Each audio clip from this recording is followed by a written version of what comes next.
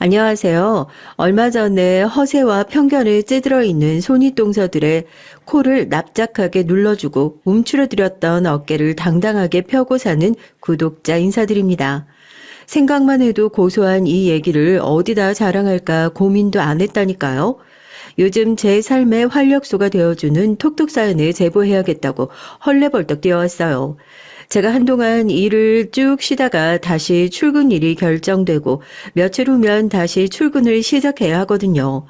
이제 출근을 하고 나면 오며 가며 알림 설정 해놓은 사연을 들을 시간밖에 없고 이렇게 제 사연을 제보할 여유는 없겠다 싶어서 얼마 남지 않은 자유시간 바짝 투자해서 사연을 한번 전해볼까 합니다.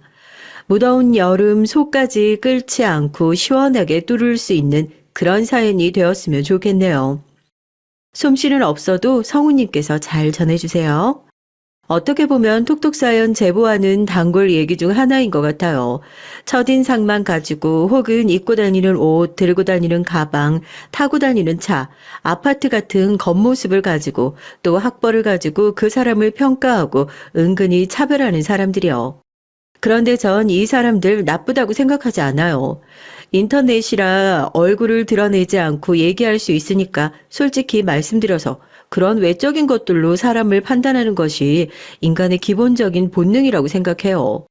초면이라면 겉모습만이 그 사람이 어떤 사람인지 추측할 수 있는 유일한 단서가 될 테니까요. 그런데 그 사람을 겪어보고 나서도 평가의 기준이 그런 것들이 된다면 전 그건 정말 반성해야 한다고 생각해요. 먼 눈에는 뭐만 보이고 내가 아는 만큼만 보인다고 그 사람이 내가 모르는 곳에서 어떤 노력을 하고 또 어떤 성과를 이루었을지 알고 계속 그걸로만 사람을 판단하나요?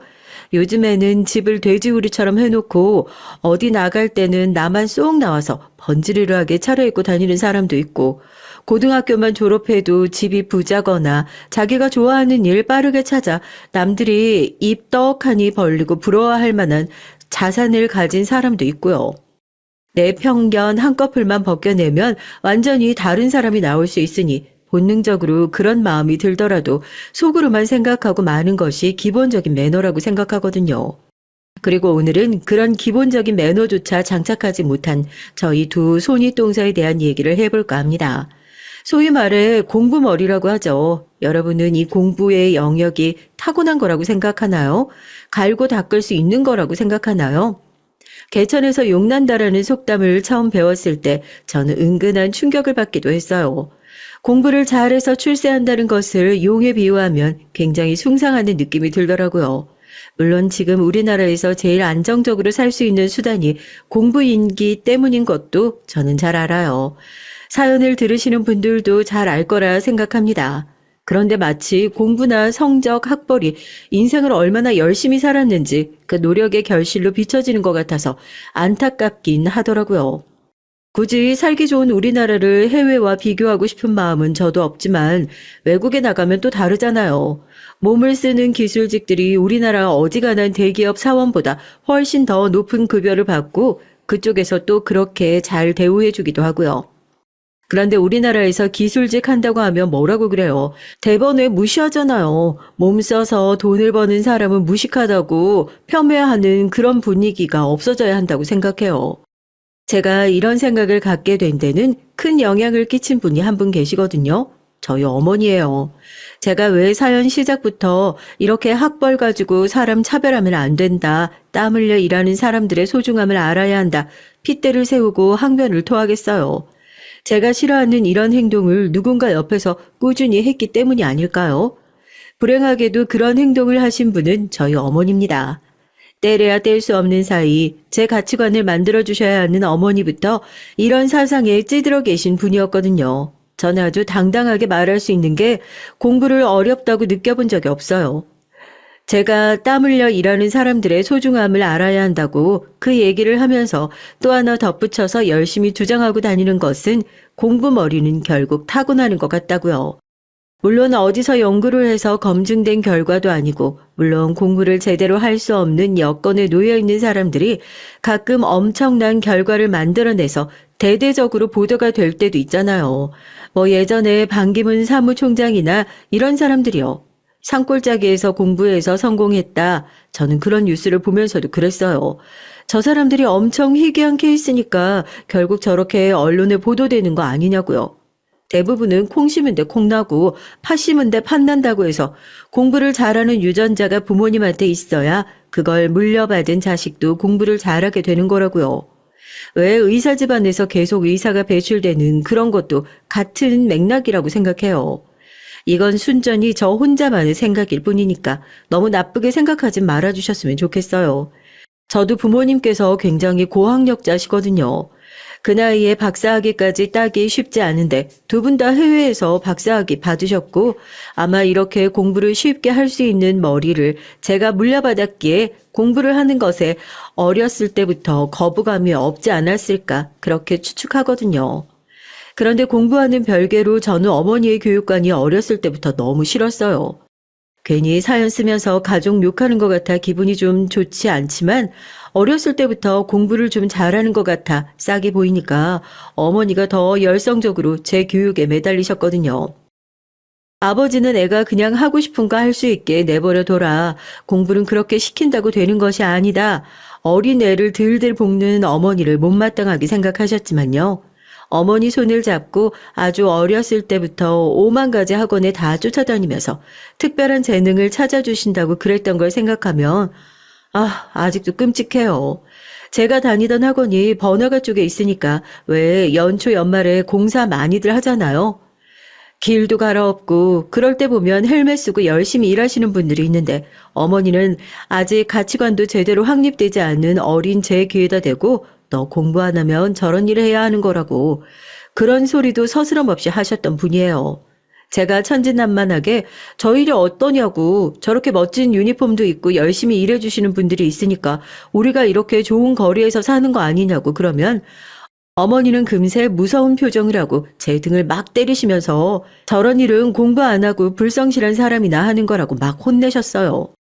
제가 조금 더 나이가 먹고 나서 어머니가 하셨던 그 얘기들이 얼마나 무례한 언행이었는지 알게 되고 누구보다 더 학벌과 외관으로 사람을 판단하고 폄훼하는 어머니가 오히려 창피하고 싫기도 했습니다. 제가 한 번도 공부를 하는 게 힘들지 않았다고 했잖아요. 단순히 공부가 쉬웠다기보단 남들만큼 치열하게 하는 것 같지 않은데 늘 전교 1등을 유지할 수 있었죠. 오히려 공부보다 더 힘들었던 건 어머니의 등살이었어요. 늘 전교 1등을 하던 제가 딱 한 번 중학생 때 전교 100등 밖으로 밀려났을 때가 있거든요. 아마 그때가 어머니와의 관계가 최악으로 치달았을 때였던 것 같아요. 어머니는 만족을 모르시는 분이었거든요. 전교 1등을 했는데도 혼난다는 게 참 이상하죠. 저도 애인데 이 정도면 잘했다 하고 성적표를 자랑스럽게 내밀면 어머니는 그때마다 싸늘한 시선으로 절 바라보면서 그러셨어요. 국어에서 하나 틀렸네? 수학에서 하나 틀렸네? 이건 기본적인 개념 아니니? 넌 이 좁아터진 곳에서 전교 1등 하나 한 걸로 만족하니? 어린 제 눈에는 그게 어떻게든지 제 흠을 찾아내려는 모습으로밖에 보이지 않더라고요. 난 만족하고 잘하고 있는 것 같은데 정작 날 그렇게 채찍질하는 사람은 더 높은 곳으로 가라고 압박하고 윽박지르니까 정말 마음속이 딱 터져버릴 것 같은 거예요. 그때쯤에서 어머니랑 아버지가 언성을 높이며 싸우는 날도 많아졌어요. 원인은 저 때문이었죠. 아버지는 굳이 애한테까지 그럴 필요 있냐. 자기가 하고 싶을 때 하고 1등 아니어도 좋으니까 애 숨 좀 쉬게 놔두라고 하고.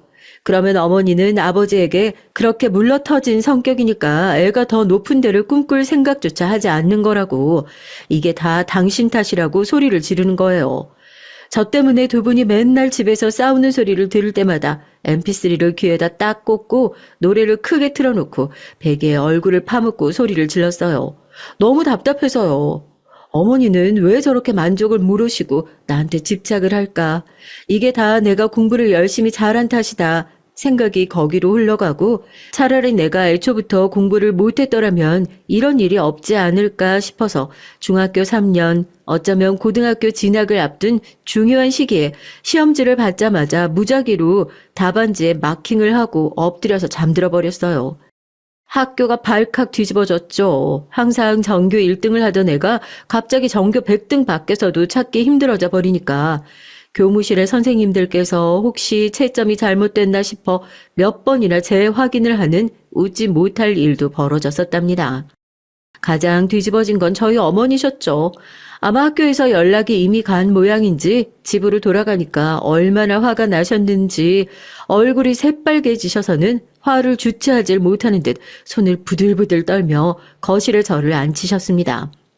어느 정도 예상했던 상황이라 저도 말없이 거실에 꿇어앉으니까 화를 가라앉히는 듯 머리를 몇 번이나 쓸어 넘기더니 바닥에 내려놓은 회초리를 들고 저에게 벽을 짚고 똑바로 서라고 하시더라고요. 그날은 다시 기억하기도 싫네요. 꽤나 두꺼운 회초리가 끊어질 때까지 그렇게 맞았어요. 태어나서 누군가에게 그렇게 맞아본 것도 처음이었고 종아리가 퉁퉁 붓고 빨갛게 피가 배어나올 때쯤 회초리가 끊어지고 분이 안 풀렸는지 끊어진 회초리를 집어 던지면서 네가 어떻게 나한테 그럴 수 있냐고 소리를 지르는 순간에 아버지가 집으로 돌아오셨습니다. 얼마나 처참하셨겠어요. 당신 이게 뭐하는 짓이야? 미쳤어? 당신 지금 정상 아니야. 제정신 아니라고. 지금 애 꼴 좀 봐. 아무리 마음에 안 드는 게 있어도 말로 하면 되잖아. 당신이 맨날 그렇게 물러터지니까 애가 이 모양 이 꼴인 거 아니야. 왜 내 애를 망쳐? 당신이 뭔데 내 애를 망치냐고. 내가 어떻게 만들어 놓은 걸작인데 왜 내가 만든 작품에 당신이 똥물을 끼얹는 건데?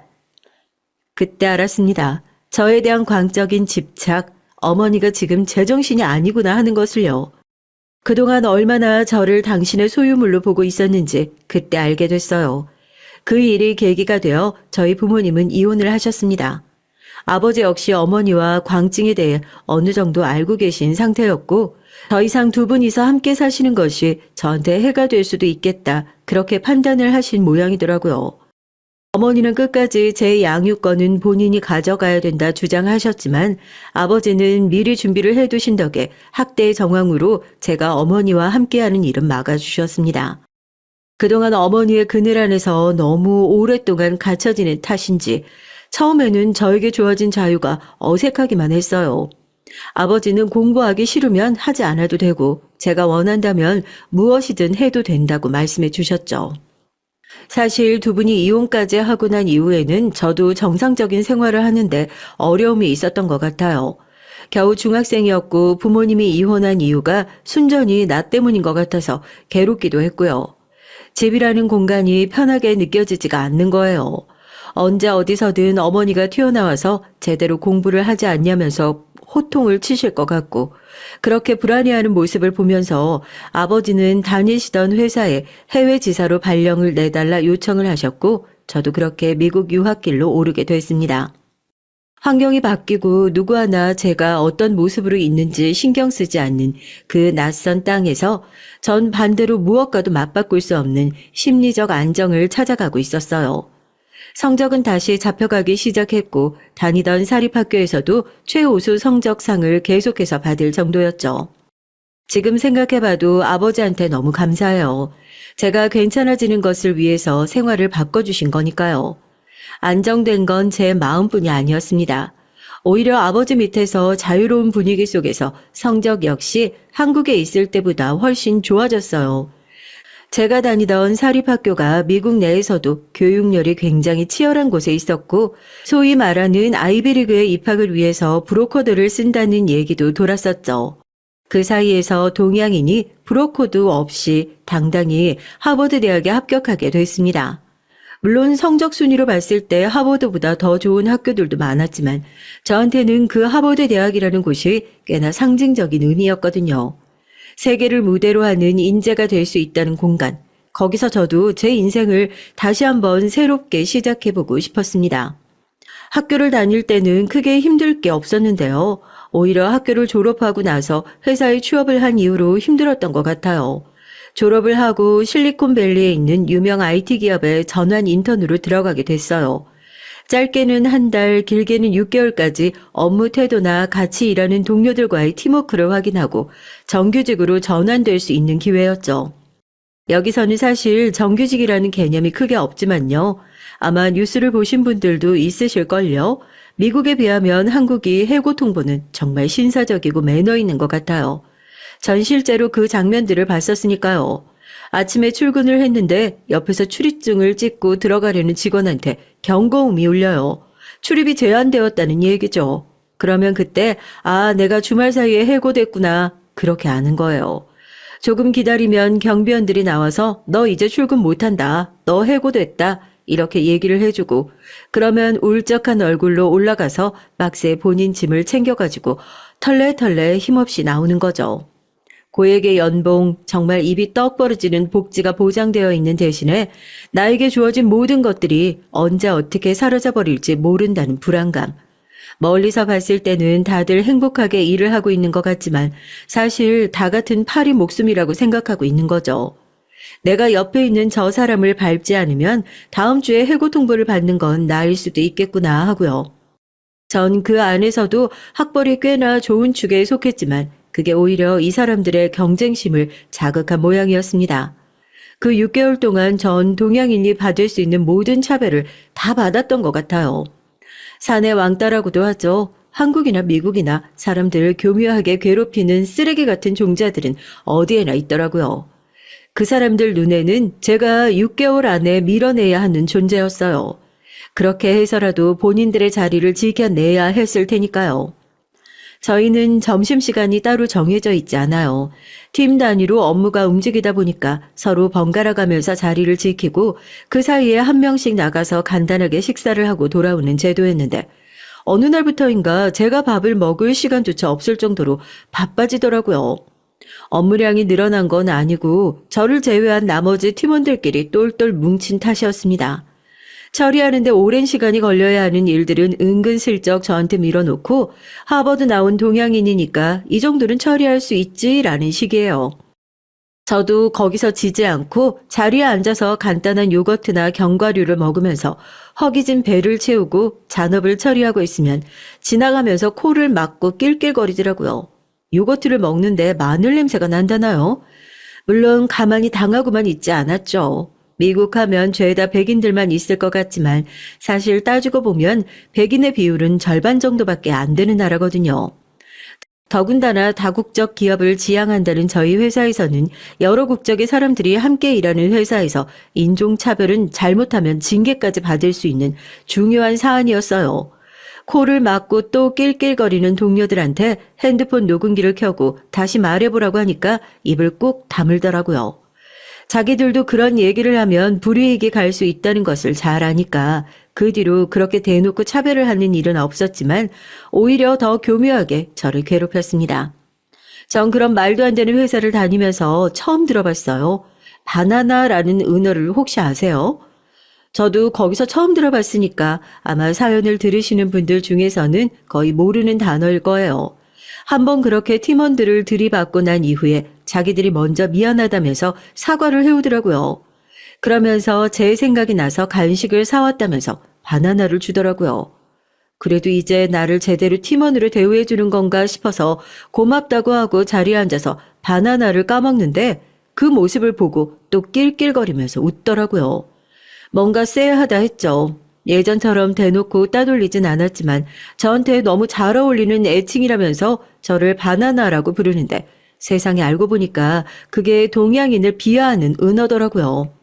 행동이나 생각을 백인처럼 하지만 겉모습은 동양인 사람을 보고 바나나 껍질처럼 노란 피부색을 가지고 있으면서 속으로는 하얀 바나나의 속살처럼 백인 흉내를 낸다고 그렇게 비하하는 거예요.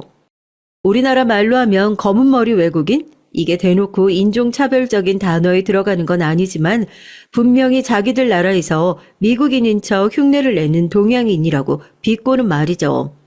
전 그 단어 뜻도 모르고 팀원들이 저를 드디어 인정해주기 시작했다고 좋아했었는데 회사에서 청소를 하시는 중국인 아주머니께서 저를 불러서 그러시더라고요. 바나나 뜻은 아냐고요. 걔네 너 지금 비꼬고 놀리는 거라고요. 그 얘기를 듣는데 머리가 띵 하더라고요. 난 정말 이 그룹에서 인정받지 못하는 존재구나 하고요. 중요한 회의 일정을 저한테만 공유해주지 않는다거나 팀 업무에서 은근슬쩍 저를 배제하는 식으로 괴롭힘은 날이 갈수록 더 심해졌습니다. 잘못을 한 사람이 분명하니까 들이받고 나오면 되지 않냐 하시는 분들도 있겠지만 이거 안 당해본 사람은 몰라요. 아침에 일어나서 출근을 해야 된다는 생각에 차라리 차이라도 치여서 좀 쉬었으면 좋겠다는 생각까지 들더라니까요. 내가 아무리 열심히 일을 하고 업무적으로 인정받으려고 해도 이미 그룹에서 떨어져 나온 사람에게는 그것조차 쉽지 않은 일이더라고요. 더군다나 회사에서는 주기적으로 팀원들이 서로를 평가하고 그 결과가 정규직 전환에 반영되는 제도를 운영하고 있었는데 이미 그런 식으로 따돌림 받은 제가 아무리 업무에 지대한 공을 세웠어도 그걸 제대로 인정받을 수 있었겠어요. 항상 평가에서는 최하위 점수를 맞고 상사에게 불려가 이런 성적으로는 정규직으로 전환되기 어려울 것 같다는 얘기를 듣는데 거기다 대고 제가 이렇게 괴롭힘을 당하고 있다는 그런 얘기를 한마디도 못했어요. 그때는 더 이상 미움받고 싶지 않다는 생각으로 머릿속이 가득 차 있었던 것 같아요. 결국 저는 그 6개월을 다 채우지 못하고 자진해서 사직서를 제출하게 됐습니다. 얼마 되지도 않는 짐을 싸들고 엘리베이터 앞에 섰는데 누구 하나 배웅 나와주는 사람 없는 현실이 참 비참하고 고되더라고요. 제가 회사를 관두게 되었다는 소식을 들은 아버지께서는 별 말씀을 하지 않았어요. 방에 틀어박혀서 아무 말도 하지 않는 저를 보면서 옛날 생각이 나셨던 것 같아요. 회사는 다니지 않아도 좋으니까 밖에 나가서 사람들을 만나고 커뮤니케이션, 소통하는 능력을 좀 키웠으면 좋겠다고 넌지시 말씀을 하시더라고요. 그렇게 아버지의 추천을 받아서 나가게 된 한인 모임에서 만났던 게 남편이었습니다. 오랜만에 한국인들을 만나서 대화하고 이 낯선 도시에서 처음으로 이해받는 느낌이 드니까 아버지 말대로 나와서 사람들이랑 어울려 보길 잘한 것 같더라고요. 한인 사회가 안정감을 주고 좋긴 하지만 워낙 좁아서 그런지 무슨 얘기가 나오면 굉장히 빨리 돌더라고요. 좋은 얘기든 나쁜 얘기든요. 사람들이 그렇게 무리를 지어서 나에 대한 얘기를 함부로 하는 것에 완전히 질려버린 상태여서 괜히 저에 대한 얘기를 많이 하고 싶지 않다 싶었어요. 좋은 학벌과 직장을 가졌었는데 그때는 그게 저한테 꼭 모종의 컴플렉스처럼 느껴졌었거든요. 괜히 얘기를 했다가 회사에 있던 사람들처럼 트집을 잡아서 안 좋은 소문이 들까 걱정이 되기도 하고 그럴 바엔 그냥 입을 다물자 생각했죠. 처음엔 그 모임 안에서도 잘 적응하지 못했는데 그때 도움을 많이 주었던 게 남편이에요. 모든 지식이 빠삭하고 워낙 적응력이 좋아서 태어났을 때부터 미국에서 살았던 교포 출신인가 했는데 박사학위 취득을 위해서 잠시 미국에 들어온 거라고 하더라고요. 제가 공부했던 분야이기도 하고 유난히 남편하고는 어떤 대화를 해도 막힘없이 술술 된다고 해야 하나요? 집신도 다 짝에 있다더니 그 말이 맞나 봐요. 그렇게 사람 상대하는데 어려움도 느끼지 않고 마냥 사교성이 좋은 사람이라고 생각했는데 가족 얘기만 나오면 눈에 띄게 어두워지고 얘기를 피하려는 게 보여서 저 사람도 가족에 대한 안 좋은 기억이 있나 보다 생각했었어요. 저도 상처가 있는 마당에 굳이 궁금하다고 남의 상처 후벼파고 싶지도 않지만 그 사람이 좋아지게 되면 자연스럽게 관심이 가는 것도 당연하잖아요. 대체 무슨 사연이 있어서 매번 저러는지 좀 궁금해지기 시작하더라고요. 그때는 서로 사귀자는 얘기도 안 했지만 자연스럽게 남편의 일정이 끝나고 나면 데이트를 하는 관계였는데 보기로 했던 연극이 갑자기 취소가 되는 날이 있었어요. 시간이 붕 떠서 뭘 하면 좋을까 차에서 얘기를 하고 있다가 제가 먼저 말을 꺼냈죠. 혹시 가족이랑 뭐 문제 있냐고요. 망설이는 남편에게 저도 제가 미국에 오게 된 사연을 솔직하게 얘기했어요. 얘기를 들으면서 깜짝 놀라더라고요. 저한테도 그런 아픔이 있었을 줄 몰랐다고요. 그러면서 자연스럽게 서로 살아왔던 얘기를 털어놓게 됐습니다. 남편도 저만큼이나 힘든 사연을 갖고 있더라고요.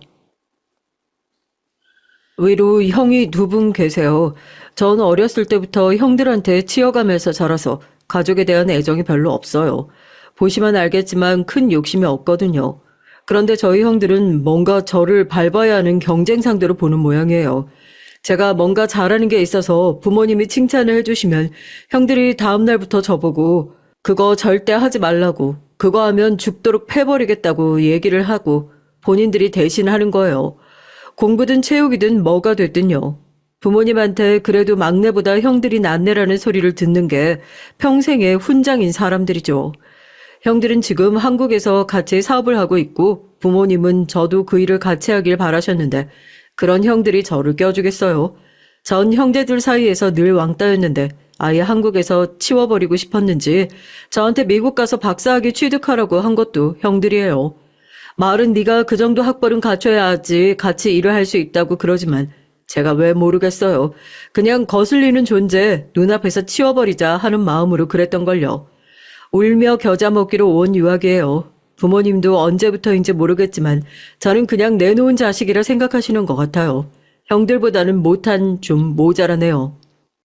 겨우 6개월 회사 안에서 왕따 당했는데도 출근길에 차에 치여 죽었으면 좋겠다는 생각을 하는 저였는데 남편은 대체 얼마나 긴 시간 동안 그 고통을 겪었을지 생각하니까 이 사람이 너무 짠하게 느껴졌습니다. 어딘가 저랑 닮아 있는 모습에 더 그랬던 것 같고요. 제가 얘기를 들으면서 너무 힘들었겠다고 펑펑 울면서 남편을 안아줬어요. 그동안 나쁜 생각하지 않고 잘 버틴 게 너무 다행이라고요. 그렇게 서로 비슷한 상처를 갖고 있는 사람을 알아보고 서로의 상처를 보듬어주면서 살아보자 그렇게 결심했습니다. 미국에 있는 동안 아버지에게 데리고 가서 인사도 했고요. 아직 공부 중이라는 얘기에 조금 탐탁지 않아 하시는 눈치기도 했지만 남편이 한국에 들어가면 직장부터 시작해 본인이 세워놓은 미래 계획을 꼼꼼하게 말씀드리니까 남편이 가고 나서 괜찮은 사람 같다고 겨우 한마디 하시더라고요.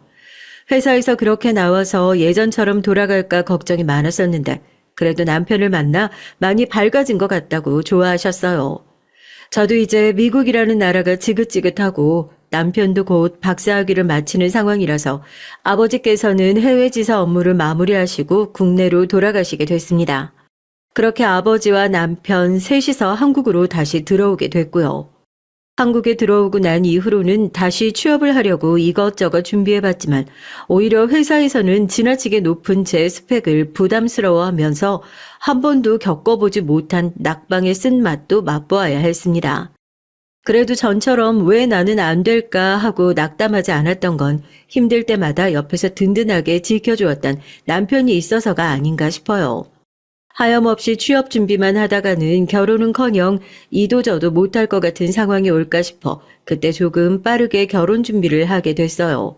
직장도 없고 시부모님께는 학력도 밝히지 않아서 결혼은 쉽게 허락해 주시지 않을 거라고 생각했는데 생각보다 아무런 반대가 없어서 당황하기도 했고요. 남편 말로는 워낙 본인한테 관심이 없으신 분들이기도 하고 또 저희 아버지 직장이 괜찮은 것도 한몫했을 거라고 하더라고요. 실제로 인사를 갔을 때 제 얘기보다는 아버지나 아버지 직장에 관한 얘기들을 더 많이 물어보신 것으로 봐서 영 틀린 소리는 아니다 싶어요. 물론 직장 생활을 하며 모아둔 돈이 어느 정도 있었지만 남편과 결혼 준비를 하면서 돈도 많이 까먹었고 남편도 학위를 마치고 회사 생활을 하기 시작했지만 그래도 아직 비싼 아파트 값을 감당할 준비는 안 됐던 것 같아서 저희는 분가 자금이 마련되기 전까지는 시댁에서 생활을 하기로 했습니다. 시부모님의 두 아주버님 내외까지 모시고 살아야 하나 싶어서 조금 망설이기도 했지만 그래도 안정적인 미래를 위해서 이 정도는 희생할 수 있겠다 나름 자신이 있었죠. 나중에 아이를 낳은 걸 생각해서 집을 사게 된다면 이왕이면 좋은 동네에서 시작을 하고 싶고 몇 년 후에 집값이 좀 잠잠해질 때까지 시댁 생활을 하면서 둘이서 열심히 모아보자고 뜻을 모았어요. 그런데 그 시댁에서 회사에서 겪었던 기분을 다시 한번 느끼게 됐습니다.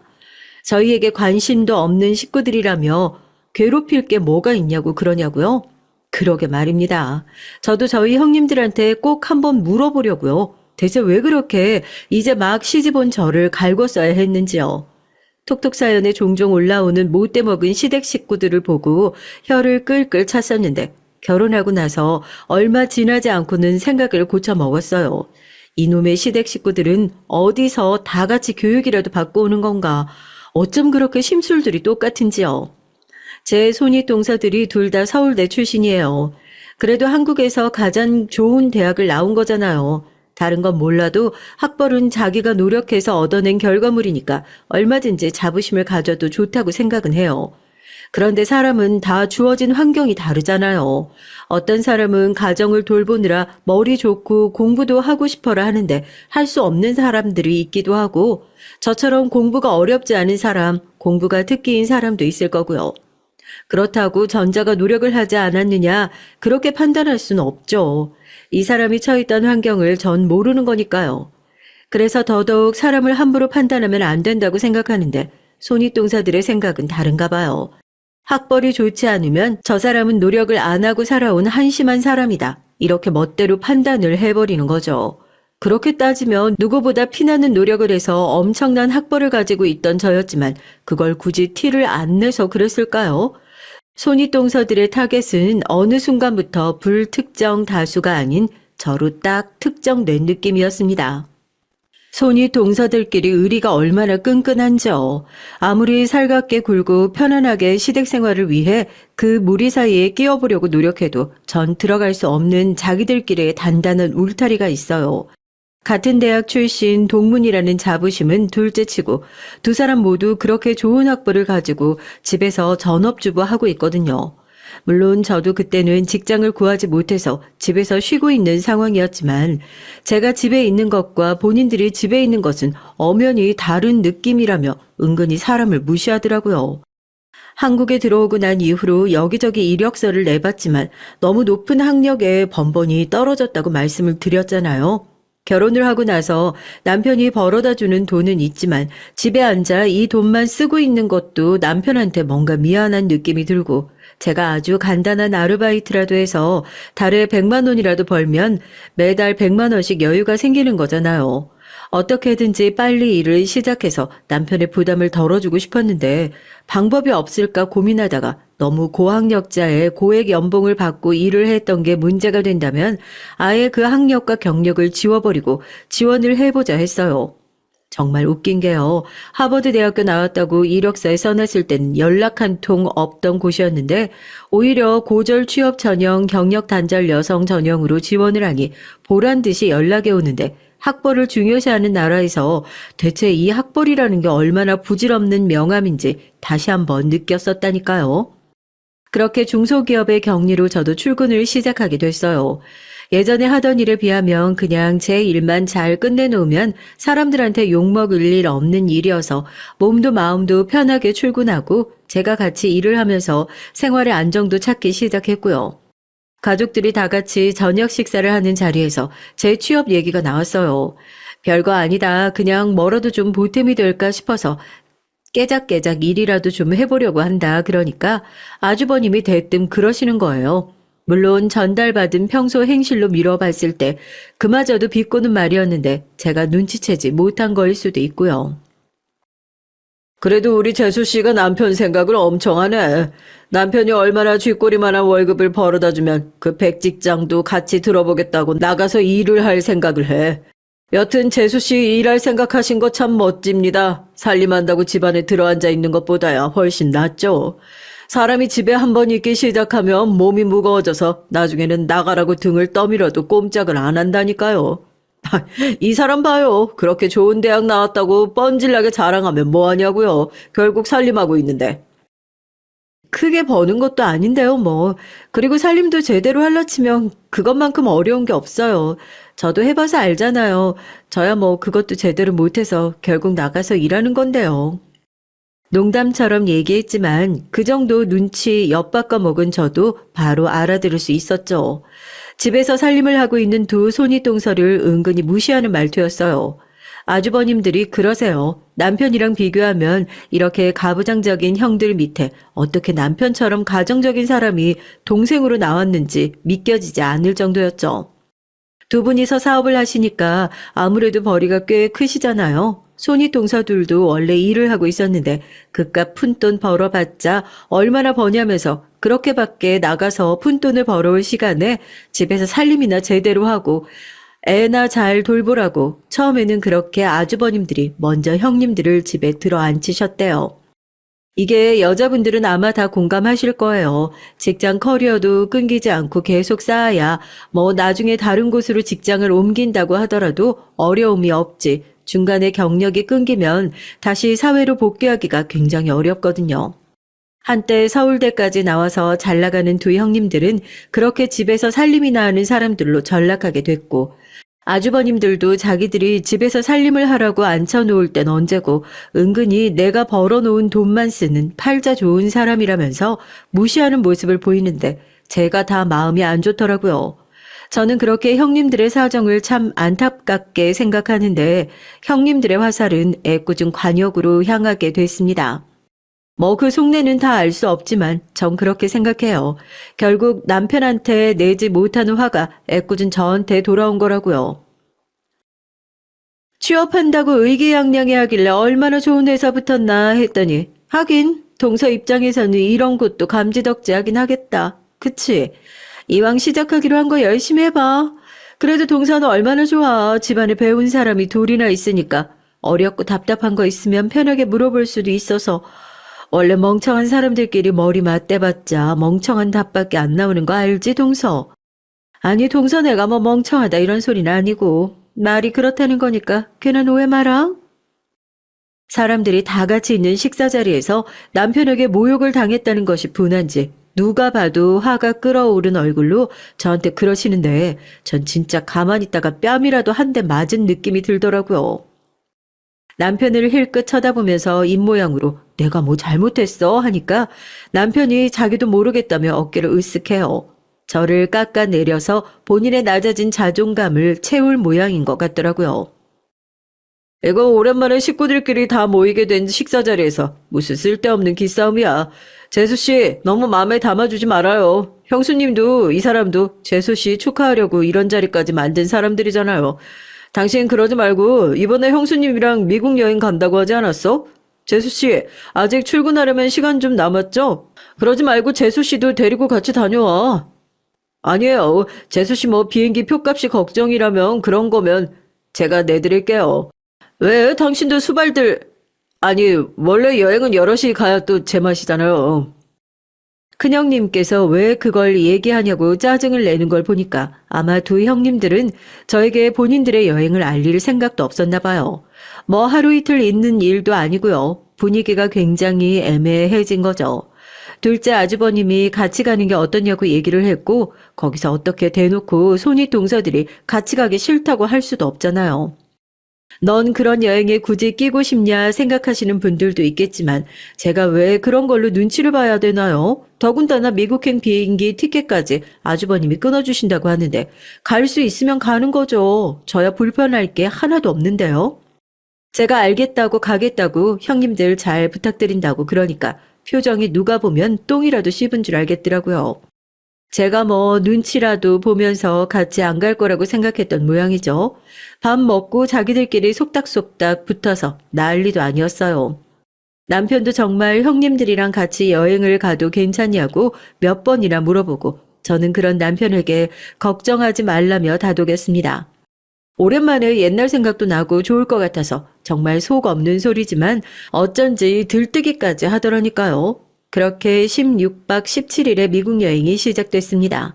어느 정도 예상은 했지만 막상 같이 여행을 다니기 시작하니까 제가 대체 무슨 역할로 여기 왔는지 싶더라고요.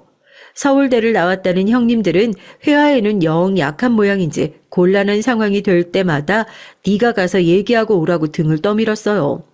오기 전까지는 큰형님이 미국은 자기 고향이나 다름없다면서 그렇게 설레발을 치셨는데 막상 공항에 도착하고 나서 미리 예약한 렌트카에 문제가 생기니까 핸드폰 번역기를 켜고 땀을 뻘뻘 흘리면서 난처해 하더라고요. 누가 본인 고향에서 저렇게 긴장을 한대요. 속으로 형님들이 나보다 못한 것도 있구나 하고 고소하기도 했어요. 동서, 뭘 멀뚱멀뚱 서서 구경만 하고 있어? 동서가 가서 해결하고 와야지. 그럼 우리들이 이렇게 하나부터 열까지 다 신경 써야겠어. 가서 뭐가 잘못됐는지 번역기를 돌리든 손발짓을 하든 동서가 좀 해결하고 와봐. 자기들끼리 해결을 못할 것 같으니까 제 등을 떠미는데 뒤에서 킬킬거리는 소리가 다 들리더라고요. 자기들끼리 동서는 영어 못하는데 어떻게 저걸 해결하고 오냐면서 가서 망신이나 제대로 당하고 왔으면 좋겠다고 하는데 저 들으라고 그러는 건지 싶더라고요. 막상 가서 물어보니까 별일도 아니에요. 그렇게 자신 있다고 떵떵거리던 큰형님이 다른 날짜로 예약을 해놔서 사정을 얘기하고 예약된 날짜를 바꿔서 겨우 문제를 해결했죠. 자동차 키를 받아들고 온 저를 보고 딱 눈빛이 그래요. 제가 저걸 어떻게 해결했지? 하는 눈이요. 제가 영어 할 줄 안다고는 전혀 생각하지 못했나 봐요. 괜히 운전을 하는데 뒤에다 대고 요즘에는 번역기가 잘 나온다고 영어 하나 못해도 의사소통하는데 어려움이 없다고 하는데 너무 유치해서 사람이 우스워 보이는 거 있죠? 동서 아까 봤어? 막내 동서가 거기서 땀 뻘뻘 흘리고 있는 거. 다음부터는 그런 거 있으면 내가 할 테니까 막내 동서는 시키지 마라. 거기서 진땀 빼고 있는 모습 보는데 내가 형님으로서 너무 안타깝더라고.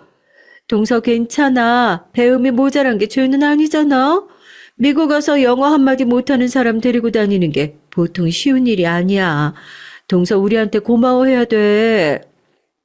정작 제가 렌트카 직원이랑 얘기하고 있을 때는 혹시나 본인들한테 말이라도 걸까 싶어 멀리 떨어져서 고개 돌리고 필사적으로 자기들끼리 얘기하고 있던 주제에 이제 와서 제 앞에서 무슨 센 척이 하고 싶어서 저러는지. 저도 더 이상 가만히 당해주고 있으면 안 되겠다 싶어서 제 차를 조용히 갓길에 대고 뒷좌석에서 떠드는 형님들한테 그랬어요. 미국 온 김에 제가 나온 대학교 한번 가보시겠냐고요. 큰형님이 펄쩍 뛰면서 그래요. 뭐? 동서가 미국에서 대학을 나왔어? 아무리 자존심이 상해도 그렇지 여기까지 와서 거짓말하면 어떡해. 동서, 큰 동서가 저번에 동서 고등학교 졸업까지만 해가지고 이력서 쓴 걸 뻔히 다 봤다는데 거짓말 할 거야? 왜 그렇게 저를 대놓고 무시하고 찍어 눌렀는지 알겠더라고요. 취업이 잘 되지 않아서 고등학교 졸업까지만 써놓은 이력서를 작은 형님이 훔쳐보고 큰 형님한테 제 대학도 안 나온 애다 그렇게 쪼르르 가서 일러 바쳤나 봐요. 그렇게 두 사람은 제가 고졸 학력밖에 가지지 않은 사람이라고 생각하고 있었던 거고요. 아니 생각하니까 그래요. 고졸이면 뭐 무시해도 되나요? 제가 형님들한테 뭐하러 거짓말을 해요.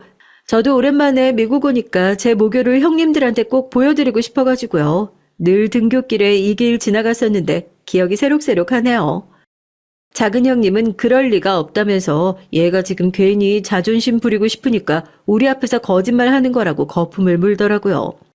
제 모교에 데려가면 어떤 반응을 보일지 정 그럼 가서 확인해보면 되지 않겠냐고 차를 몰고 하버드로 달렸습니다. 아무리 영어 실력이 부족한 사람이라도 선명하게 적혀있는 하버드 글자와 로고를 알아보지 못하는 사람은 없을 테니까요. 손윗동서들이 입을 떡 벌리고 저를 쳐다보더라고요. 이게 거짓말을 해도 유분수지. 너 지금 누구 놀리니? 네가 어떻게 하버드를 나왔다고 이렇게 대놓고 뻥을 쳐? 뻥인지 아닌지 직접 내려서 확인해 보시면 될 거 아니에요. 가시죠. 손이 동서들을 데리고 당당하게 하버드 대학 안으로 입장했습니다. 뒤에서 자기들끼리 얘기를 하는데 다 들려요. 이러다 진짜면 어떡하냐는 큰형님의 얘기와 저게 진짜일 리 있겠냐고 괜히 우리 앞에서 센 척하려고 그러는 거다라는 작은 형님을 제가 대학 시절 내내 거의 살다시피 했던 클럽 동아리방이라고 해야 되나요? 그쪽으로 데리고 갔어요. 당연히 낯선 외지인이 무슨 일로 오셨냐고 제 앞을 막아서는 학생에게 유창한 영어로 얘기를 했습니다. 안녕하세요. 여기 졸업생이고 이 클럽에서 동아리 활동했었는데요. 옛날에 제가 활동했던 사진 좀 볼 수 있을까 해서요. 혹시 들어가는 게 좀 그렇다면 사진만 가져다 주겠어요? 제가 하버드의 자랑스러운 동문이라는 사실을 꼭 증명할 일이 있어서요. 유창한 영어 실력이 형님들 1차적으로 기절. 누가 봐도 하버드 대학 재학생으로 보이는 백인 여자애가 자기 선배를 만나서 너무 기쁘다면서 저를 반갑게 맞아주는 모습에 2차적으로 기절을 했죠. 그러고서는 본인이 앨범을 가지고 나올 테니까 잠시만 기다려달라고 하더라고요. 졸업 연도를 얘기해주고 그 여학생을 기다리면서 학생들의 눈치를 살폈습니다. 끝까지 저 학생을 미리 섭외했을지 어떻게 아냐고 요즘에 저 정도 영어는 학원 다니면 다 할 수 있는 거라고 이를 꽉 깨물고 현실을 부정하더라고요. 곧이어 여학생이 제가 졸업한 연도의 동아리 앨범을 들고 나오고 저는 고맙다는 인사와 함께 앨범을 펼쳐서 제가 학교 다니던 시절 사진을 보여줬습니다. 둘이서 아주 바닥에 책까지 내려놓고 붙어서 책장을 뒤적거리는데 이젠 아니라고 부정할 수도 없는 거죠. 제가 동아리 장이었거든요. 떡하니 제 사진이 붙어 있고 그 밑에 제 영어 이름이 적혀 있는데요. 아니, 이게 어떻게 이럴 수가 있어? 아니, 동서 같은 무식한 사람이 어떻게 하버드를 나오냔 말이야. 말도 안 돼, 이건. 끝까지 부정하는 형님에게 제가 영어로 일침을 날렸죠. 아니나 다를까 영 못 알아듣는 눈치더라고요. 벙 쪄서 저를 쳐다보는 두 형님들에게 킥킥거리면서 다시 한국말로 똑같이 번역해서 들려줬어요. 형님, 좋은 학교 나오고 나서도 자랑 한마디 안 하는 제가 무식한 걸까요?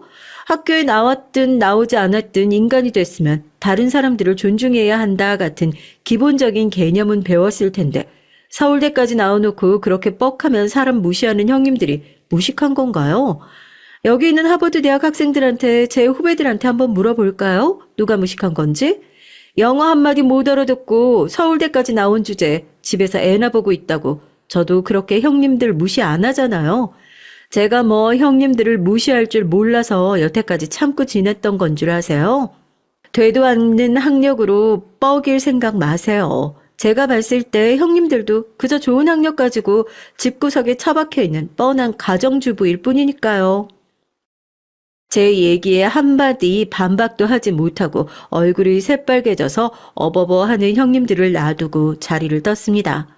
국제 면허증도 없는 두 사람을 그냥 여기다 떨궈놓고 가버릴까 하다가 저도 속 시원하게 한 방 갈겼으니 이 정도 호의는 베풀어주자 하고 차 안에서 기다리고 있었죠.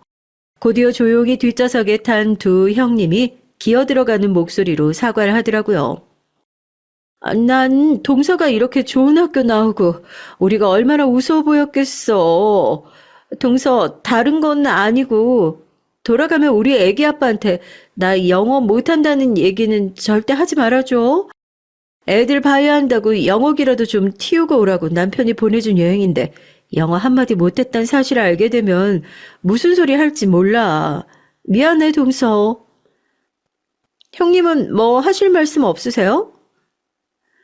아니, 난 이력서만 보고 깜빡 속았잖아. 아니, 그게 아니라 나도 미안하지. 기어 들어가는 목소리로 사과를 하는 두 손윗동서들과의 즐거운 미국 여행이 그렇게 끝났습니다.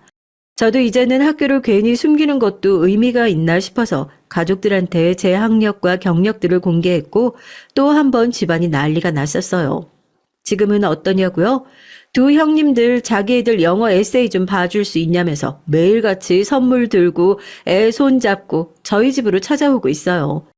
이런 식으로 학력을 휘두를 생각은 전혀 없었지만 뻔뻔한 형님들의 코를 납작하게 밟아줘서 저도 속이 다 시원하네요. 안녕하세요. 이 사연을 쓸까 말까 고민 많이 했는데 주변 사람들이 이 얘기를 듣고 꼭 제보해야 한다면서 더 난리를 치는 바람에 이렇게 저도 글이라는 걸 써보게 됐습니다. 전 청주에 살고 있는 40대 여성이고요. 얼마 전 제게 일어난 그야말로 기적 같은 일을 말씀드리고 싶어서 펜을 들었어요. 사실 아직까지도 저는 이 일이 얼떨떨하게 느껴지고 믿기지 않기도 하는데요. 그럼에도 제 얘기를 들으실 여러분들께서 따뜻함을 느끼시고 세상이 그래도 살만하다는 좋은 에너지를 얻어가셨으면 해서 작성해 봅니다. 전 사실 어린 시절부터 비관적이라면 꽤나 비관적인 아이였어요. 뭐랄까요, 같은 일이라도 긍정적인 면을 보는 분들이 있는 반면 그에 반해 부정적이고 암울한 부분을 예측하는 사람들 있잖아요. 그게 바로 저였죠. 그건 어렸을 적부터 그랬는데 아마도 저희 엄마에게 영향을 많이 받은 듯 싶습니다. 암울한 과거지만 어렸을 적 어머닌 알코올 중독자이셨고 절 잉태하신 가운데서도 술을 입에 대신 분이었다고 들었어요. 아버진 그런 어머니를 두고 어미 될 자격도 없는 게 애를 낳아 집안을 말아먹는다고 손가락질을 하곤 했고요. 그도 아니면 물건을 던지던가요. 저희 아버지는 피구왕이셨습니다. 피구를 잘한다는 뜻이 아니고 물건 집어던지는 걸 공처럼 그렇게 잘 던지셨단 말이에요. 저나 엄마를 향해 혹은 자신의 어머니, 저의 친할머니를 향해 곧잘 던져대며 새 여자를 지독하게도 괴롭히셨어요. 그 때문에 어머니는 신세한탄을 할 곳으로 저를 찾아 이렇게 말씀하시곤 했죠. 내가 네 아빠 때문에 돌아버리겠다. 미치겠어. 차라리 이렇게 살 바엔 그냥 어디 강물이라도 가서 죽어버리는 게 낫겠다. 너도 죽고 나도 죽자. 어린 너 두고 내가 어떻게 혼자 가겠니, 어? 엄마 무서워. 왜 그런 말을 하는 거야? 실제로 어머니는 어린 저를 데리고 강가에 자주 끌고 가시기도 했어요. 강가 앞에 선 위태로운 어머니의 모습은 그야말로 저에게 어머니를 잃을지도 모른다는 공포를 가득 안겨주곤 했습니다. 술병을 든 채 흔들리는 어머님의 몸이 언제고 곧 강가로 떨어질 것만 같아 불안했죠. 그래서인지 제 어린 시절은 친구들과의 추억이나 공부에 관한 기억이 아닌 어머니를 잃을까 불안했던 경험과 아버지로부터 당한 물리적인 행위들, 그로 인한 수치심으로 가득 채워져 있었어요.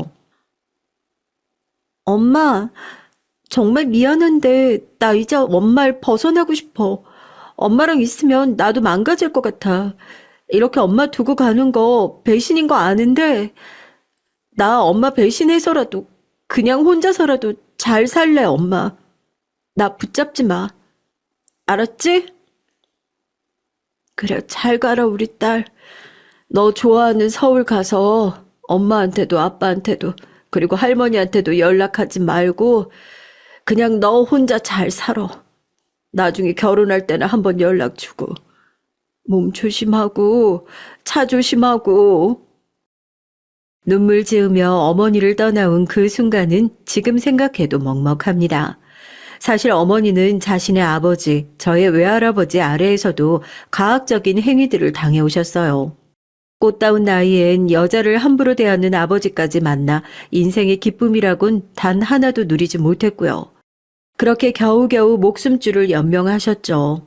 하지만 자아가 생기고 나 역시 다른 사람들처럼 평범하게 살아가기 위해선 어머니를 배반하고 그 집을 떠나야 한다는 것이 제 결론이었습니다.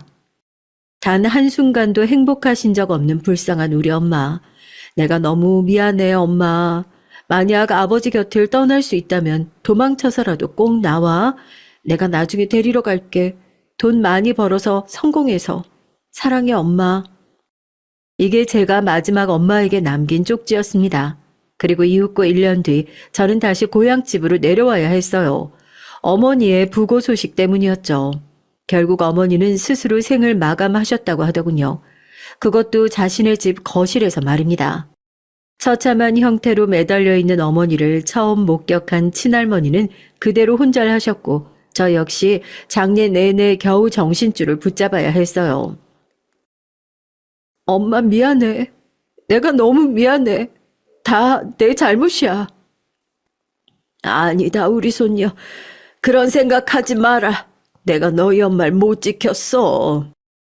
하지만 이런 저와 할머니와는 달리 아버지는 장례를 치르는 내내도 그다지 추모하는 분위기가 아니었어요. 어머니의 영정사진 앞에 조용히 눈물을 떨구시는 외할머니를 앞에 두고도 비웃으며 육개장이나 한 그릇 먹고 가라는 말을 던지더라고요. 그 순간 눈이 돈 것 같아요. 전 아버지 멱살을 잡았고 어머니를 추모해야 할, 조용히 보내드려야 할 장례식장은 완전히 뒤집히고 말았습니다. 그리고 그때 결심했어요. 난 아버지 절대 용서 못해요. 절대, 절대! 평생 용서 못한다고요. 알아들었어요? 아버지 그 눈만 봐도 끔찍해요. 내가 당신한테 복수하러 올 거야. 반드시 복수하러 올 거라고. 그러니까 기대하세요. 이 망할년이 어디서 개지랄이야. 서울 가더니 간땡이가 벗냐? 그러게 네 엄마 아팠을 때 진즉 내려와 보지. 자식 새끼가 부모 아플 땐 나 몰라라더니 이제 와서 이연병 떨긴. 왜 몰랐다고 해보지 그래? 참나. 뭐? 엄마가 아팠다고요? 그제 알았어요. 엄마가 아팠다는 것을요. 엄마는 암으로 투병 중이셨고 암에 맞서 싸워낼 의지조차 없으셨기에 그렇게 조용히 생을 마감하신 것이었습니다. 아버지 같은 남자는 세상의 적과 다름없고 결코 꿈에서라도 다시 만나지 않겠다는 결심은 변하지 않았지만 엄마가 제게 암에 걸렸다는 말을 하지 않은 것은 충격이었어요. 가여운 엄마, 불쌍한 우리 엄마. 저는 목을 놓아 엉엉 울며 그렇게 엄마를 힘겹게 보내고 말았습니다. 다시 서울 회사에 복귀해 격리 일을 지속했지만 이게 사는 건지 뭔지 정신이 늘 혼탁한 채로 있었던 것 같아요. 그리고 그때 만났던 남편이 유일한 힘이 됐죠. 사람에게 받은 상처는 사람으로 치유한다는 말 있잖아요. 전 그 말을 남편을 만나면서 알게 됐습니다. 유진 씨, 난 뭐라고 말해야 할지 모르겠어요. 어떻게 위로해줘야 할지도 모르겠고, 나랑은 너무 다른 삶을 살아온 사람이라 내 말이 어떻게 다가갈지, 과연 위로가 될지 겁도 나고 걱정도 돼요. 근데 하나만은 확실히 말할 수 있어요. 나랑 계속 만나면 유진 씨 반드시 행복해질 수 있을 거예요. 내가 그렇게 만들 거니까요. 그러니까 결혼해줘요. 처음 남편에게 울면서 제 가정사에 대해 모두 털어놨을 때 남편은 프로포즈로 대답을 해버렸답니다. 아마도 남편이 아니었다면 전 그 시절 어쩌면 계속 정신적으로 방황하다 결국은 어머니와 똑같은 노선을 밟지 않았을까 싶어요. 강가 앞에 위태롭게 서 있던 어머니의 모습처럼 저 역시 한강물 앞에 서 있다 충동적으로 뛰어들고 말았겠죠. 하지만 다행히 남편 덕에 저는 시댁 식구에게 인사드리러 갈 수 있었고 이때 드디어 시부모님을 만날 수 있었답니다. 먼저 여기서 한 가지 알려드릴 점이 있는데 시부모님에겐 아들 2명이 있었는데 그중 장남인 우리 남편은 입양아였어요. 도련님은 시부모님의 친자식이고요. 시어머님께서 임신이 안 되자 평소 봉사활동 다니던 고아원에 입양을 선택하신 건데 1년 후 기적처럼 도련님을 임신하게 된 것이었죠. 그렇다면 혹시 대충 어떤 그림이 그려지시나요? 입양아인 남편과 친자식인 도련님, 보이지 않는 차별과 편애, 그런 것들이요. 그런데 정말 예외였던 것이 시부모님은 그 무엇보다 남편과 친자식을 공평하게 키우셨다고 해요. 난 워낙에 어릴 때 입양이 돼서 내가 입양아인 줄 전혀 몰랐어. 나중에 성인이 되고서야 말씀해 주셔서 그때 알았지. 정말 대단하신 분들이네. 그만큼 우리 부모님 누구보다 좋으신 분이야. 어머니 아버지 2분 다 교직에 계시다 은퇴하셨는데 스승의 날만 되면 아직도 2분을 찾아뵈러 오는 제자들이 있을 정도거든. 빙그레 웃으며 시부모님을 자랑하는 남편을 보며 저는 과연 어떤 분들이실지 너무 궁금했답니다. 친자식과 입양아를 똑같이 길러내셨다면 그만큼 마음이 넓으신 분들일 텐데 괜히 설레고 떨리기도 했고요. 혹여나 제가 그에 비해 너무 초라하게 보일까봐 성격대로 걱정도 많이 했습니다. 그런데 처음 저를 본 날부터 시어머니는 제 손을 꼭 잡아주시며 그러더군요. 이렇게 보니까 우리 아이랑 너무 잘 어울리네요. 부족한 시어머니겠지만 넓은 마음으로 이해해줘요. 나도 노력 많이 할게요. 아닙니다, 어머님. 저야말로 잘 부탁드립니다. 야, 저희 형이 하도 꽁꽁 숨겨놓고 안 보여주길래 내심 너무 궁금했거든요. 이렇게 미인인 형수님을 만나고 있을 거라고는 생각도 못했네요. 형, 수지 맞았어. 저를 벌써부터 형수라고 부르는 사근거리는 성격의 도련님과 자애로운 인상의 시부모님까지 그야말로 저를 있는 그대로 받아주시는 그 모습이 어찌나 다행스러웠는지 몰라요. 들고 있던 과일즙 세트를 바닥에 떨어뜨릴 만큼 저는 다리에 힘이 풀려 그만 그 자리에서 눈물을 글썽거리고 말았습니다. 제가 그만큼 감성적이 되었던 건 아마도 거절당할까봐 두려웠기 때문이었죠. 절 반대하실 줄 알았어요. 제가 마음에 안 드실까봐 걱정했거든요. 감사합니다, 어머님, 아버님. 저도 며느리로서 더 노력할게요. 혹여나 가르쳐 주실 부분 있음 언제든 말씀하세요. 그럴 리가. 우리가 가르치는 게 아니라 배워야 할 것 같은데 아가씨가 지금껏 힘든 시절 보냈다고 대충 아들에게 들어서 알아요. 불편한 설명은 안 해도 되고 그 모든 일을 겪고도 이리 건강하게 잘 살아있으니까 그것만으로도 대단한 일이죠. 남편이 저를 치유했다고 생각했는데 아직 제 마음속에 남아있는 잔해물이 존재했던 건지 그 말에 무너질 듯 울음이 새어나오더라고요. 그 순간 시어머니의 눈 속에서 왜 친정엄마의 모습이 자꾸 비쳤는지 모를 일입니다. 결혼식을 치르고 신혼여행을 다녀오면선 특히나 더 엄마 생각이 많이 났어요. 내가 웨딩드레스 입은 모습을 봤다면 엄마가 참 좋아했을 텐데, 내가 외국에 여행 갔다 온 걸 알면 엄마가 뿌듯해 했을 텐데. 하지만 지금 살아가는 현재 역시 소중한 만큼 그렇게 아쉽고 씁쓸한 마음은 접고 저는 지금의 삶에 충실하기로 했습니다. 아버지에 대한 끓어오르는 복수의 마음 또한 잠시간 흘러보내기로 했어요. 남편이 말 꺼내기 전 저는 굳이 시댁 근처의 신혼집을 고집했고 거기서 시부모님을 잘 모시려고 했답니다. 남편 직장이 시댁에서 가깝기도 했거니와 더 시부모님과 돈독해지고 싶었거든요. 당시 시아버지께서 간이 조금 안 좋으셔서 치료를 받고 있는 상황인지라 걱정이 되는 마음도 있었고요. 아니, 우리야 좋지만 너희가 불편하지 않겠니? 아가, 우린 괜찮다. 네 시아버지 병원 가는 것도 내가 택시 타고 가면 금방이야. 힘들 거 하나 없단다. 아니에요, 어머님. 그래도 혼자 하시면 힘들잖아요. 제가 옆에서 도와드리고 싶어요. 제가 원해서 하는 일이에요. 아유, 말도 이쁘게도 하지. 우리가 복이 많다. 어쩜 이런 며느리를 들였을까, 여보.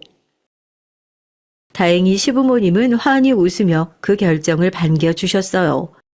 그런데 참 하늘도 무심하시지. 어떻게 이런 일이 있을 수 있을까요?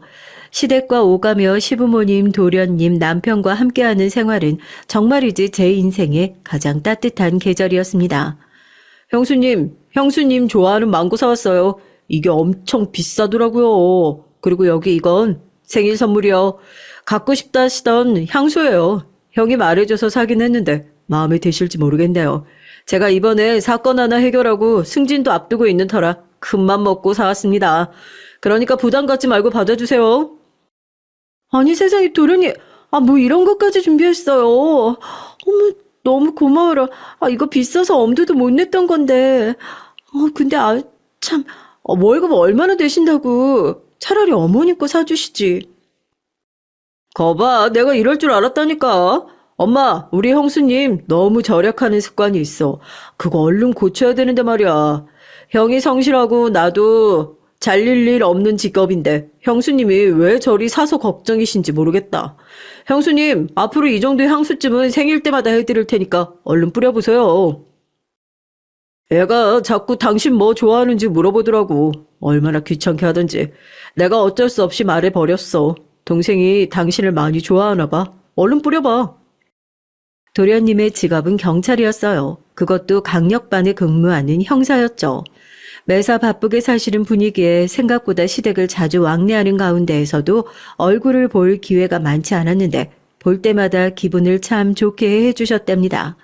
거기다 바쁜 자기 대신 몸이 안 좋으신 시아버지를 데리고 병원에 왔다 갔다 하는 것이 고맙고 미안했던지 도련님은 꽤나 고가의 선물들을 자주 사주시면서 마음을 표현하시곤 했어요. 도련님, 아버님 워낙에 저 힘들게 안 하시고 오히려 병원 갔다 오시면서 맛있는 거 사주시고 해서 저 너무 좋아요. 하나도 안 힘드니까 이런 선물 안 해주셔도 괜찮아요. 아버지 때문에 하는 선물이라뇨. 그렇게 말씀하시면 섭섭해요. 그렇게 넉살 좋게 웃으시는 우리 도련님, 하도 호탕하시고 서운하신 분이라 늘 감사했네요. 다만 걱정은 있었어요. 직업이 강력반 형사라고 했잖아요. 그러니 혹여라도 나쁜 놈 잡다 칼이라도 맞을까 상상도 되고 그러더라고요. 아유, 우리 형수님 걱정도 사서 하시네. 요즘은 주먹구구식으로 굴러가지 않고 다 저희가 작전 잘 세우고 해서 범죄자들 제압하니까 걱정하실 일 하나 없어요. 하지만 말은 이렇게 해도 사실 도련님은 저와 남편이 결혼하기 전 이미 큰 사고를 겪으신 적이 있었다고 해요. 인터넷 사기 집단을 소탕하려다 그 사람이 숨기고 있던 식칼에 찔리신 거죠. 그런데 도련님은 그 상태로 범인을 잡겠다고 상처를 움켜쥐고 달리신 바람에 나중에 상처 부위가 더 벌어져 사태가 심각해졌어요. 수술실로 옮겨지면서 의사도 걱정할 정도였다네요. 그때 시어머니는 눈앞이 아찔해서 쓰러지실 뻔했고 시아버지는 도련님이 회복되자마자 당장 부서를 옮기던지 하라며 처음으로 큰 소리를 내셨다고 합니다. 아버지, 제가 이 일을 어떻게 생각하는지 아시잖아요. 제가 이 직업 처음 선택했을 때 아버지 저 자랑스러워 하셨잖아요. 저도 그래요. 이번 일 교훈 삼아 앞으로는 조심해서 일할게요. 그러니 한 번만 봐주세요. 네? 이 직업이 조심해서 조심해질 일이야. 안 된다. 내가 네 성격을 몰라. 학교 다닐 적에 양아치 패거리 잡겠다고 맨주먹으로 달려들다 얻어 터져서 한 달 동안 병원에 입원하고 그 바람에 대학도 못 가고 재수까지 했잖아. 이놈아, 그때 그 패거리와 너 쪽수가 어떻게 됐는지 아냐? 10대 1이었어. 10대 1. 10대 1 싸움에 과감히 달려드신 도련님. 저도 결혼 이후 도련님의 과거를 속속 알게 됐는데 생각을 뛰어넘는 놀라운 에피소드들이 가득했습니다. 보통 사람들이 생각하는 것들을 과감히 행동으로 옮겨버리셨더군요.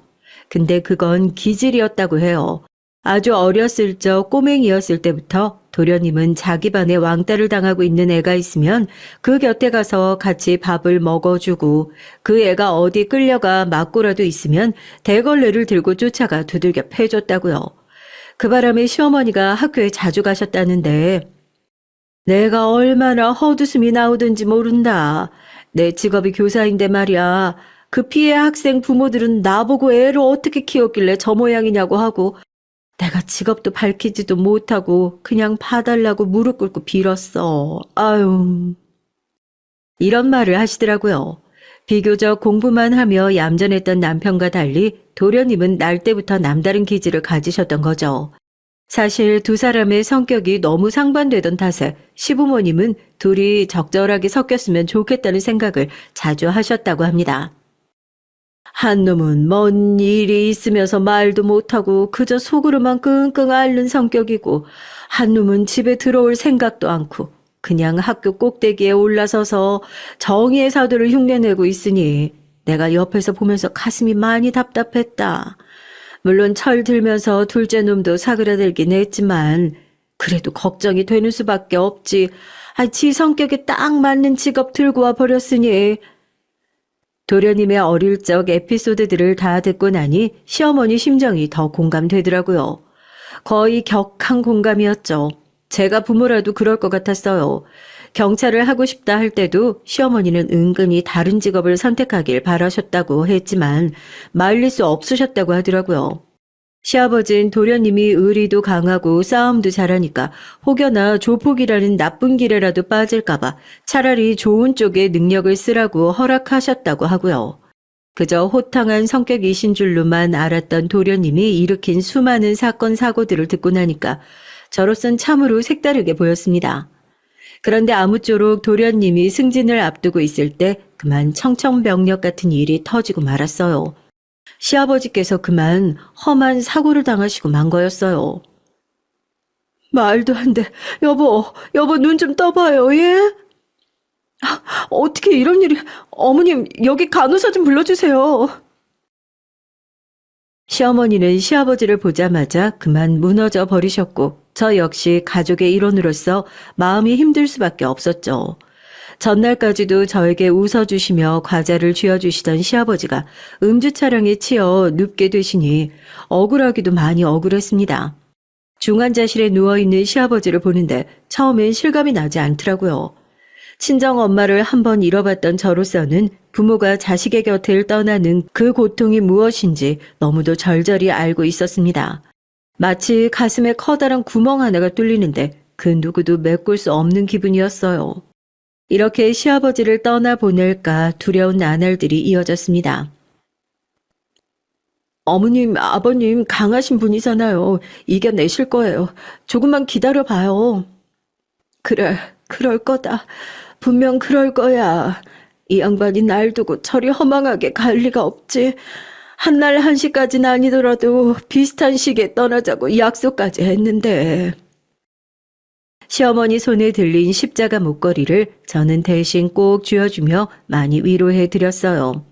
허나 시아버진 어느 겨울날 그토록 좋아하시던 눈이 소복하게 쌓인 날 새벽에 조용히 숨을 거두시고 말았답니다. 몇 날 며칠을 힘겹게 버텼지만 희한하게도 눈이 정말 많이 내리는 날 떠나셨는데요. 아마도 그날을 선택하신 것은 자신이 좋은 날에 떠났으니 너무 슬퍼하지 말라는 뜻이 담겨 있기도 했던 것 같아요. 언제든 어디서든 다른 사람을 먼저 배려하고 위로하셨던 분이니까요. 다행히 걱정과는 달리 시어머니는 어떻게든 시아버지가 돌아가시고 난 후 자신을 추스리려고 지인분들도 만나시며 감정을 나누시는 것 같았어요. 그런데 의외로 도련님이 어머님보다도 더 많이 고통스러워 하셨죠. 형수님, 언제 오셨어요? 아까요. 밥은 또 컵라면 드신 거예요? 그렇죠, 뭐. 늘 분위기를 이끌고 호탕하게 웃으셨던 도련님이 얼빠진 표정으로 그저 허공만 바라보시는데 제가 들어오는 소리도 못 들으시더라고요. 절 보며 언제 왔냐고 놀라시는데 참으로 가슴이 아팠습니다. 말로는 표현하기 힘든 만큼이요. 아마도 쉽사리 도련님의 마음을 헤아릴 수 없어 그랬는지 몰라도 그래서 시아버지에게 속삭여 보기도 했습니다. 아버님, 돌아가신 분에게 이렇게 말해도 되는지 모르겠지만 도련님이 생각보다 많이 힘들어하네요. 부디 잘 극복할 수 있게, 슬픔 잘 흘려보낼 수 있게 도와주세요. 부탁드려요. 그리고 아버님, 이런 부탁드려서 죄송해요. 그런데 참 저희 가족은 세상에 없을 특별한 가족인 것 같아요. 도련님이 정말로 이를 극복하는 계기가 생기게 됐거든요. 바로 오늘 사연의 주인공이나 다름없는 동서를 만나게 되면서 말이죠. 동서는 첫 만남부터 느꼈지만 사람이 곱고 바른 사람이라는 게 느껴졌습니다. 저를 보며 방긋방긋 웃는데 그 웃음이 선하다는 직감이 느껴졌죠. 왜 사람 인상은 한 번 보면 어느 정도 파악되는 게 있잖아요. 그리고 동서에겐 더 특별한 과거가 있었어요. 바로 동서 역시 고아원 출신이었다는 것이었어요. 남편은 이 부분에서 동서와 많은 유대감을 느낀 것 같더라고요. 원래는 엄마 쪽 친척들 집에서 전전했어요. 그런데 어느 날 이모가 저를 도저히 못 키우겠다고 하더라고요. 키울 형편이 아니라고요. 그래서 맡겨진 곳이 희망고아원이었어요. 거기서 다행히 좋은 원장님 만나서 무사히 잘 클 수 있었고요. 전 아주버님처럼 어디에 입양되진 못했지만 성인 되고 나서도 나쁜 길에 빠지지 않고 자립할 수 있었던 건 좋은 어른들 덕분이었던 것 같아요. 아시겠지만 고아원에서 막 나온 아이들에게 국가에서 지원해주는 돈 터무니없이 작습니다. 지금도 그러니 동서 때는 더 그랬겠죠.